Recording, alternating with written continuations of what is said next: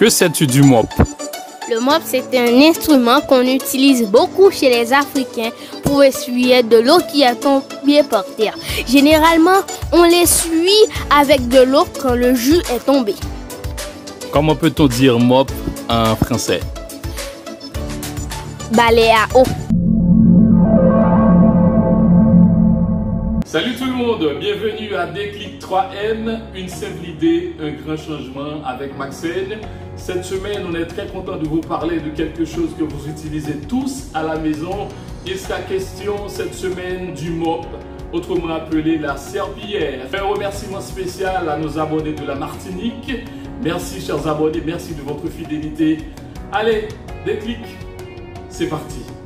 Une serpillière est un morceau de toile grossière et résistante, de forme plus ou moins régulière et d'environ 50 cm de côté, servant à laver les sols à l'eau savonneuse ou autre liquide.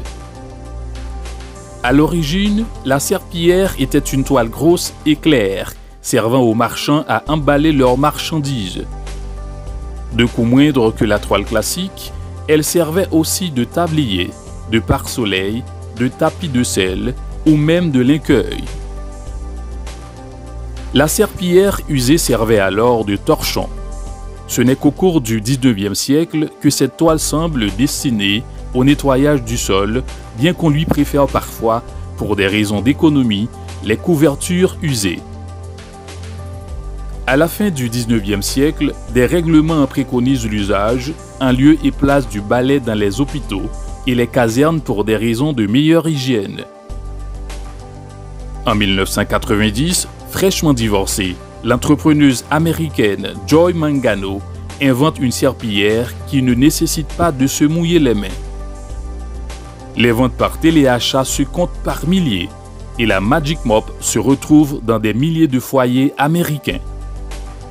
Voyez-vous, désormais, vous ne passerez plus vos mops de la même manière. Bienvenue à la question mystère. Le blue jeans, le vêtement le plus porté au monde, compte non pas 4 poches, mais 5.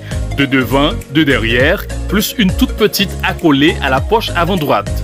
Mais pourquoi cette 5e petite cavité? À quoi sert-elle?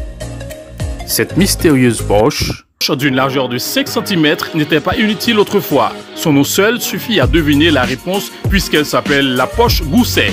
Sachez qu'avant de se lancer dans le vêtement populaire, le tailleur Jacob Davids taillait des pantalons sur mesure pour des clients plus fortunés. Et il a apposé sur ses premiers jeans la petite poche qui était destinée à y ranger sa montre à gousset, c'est-à-dire comportant une petite chaîne. On appelle d'ailleurs la poche gousset. Elle est toujours là. Merci de votre attention. À très bientôt.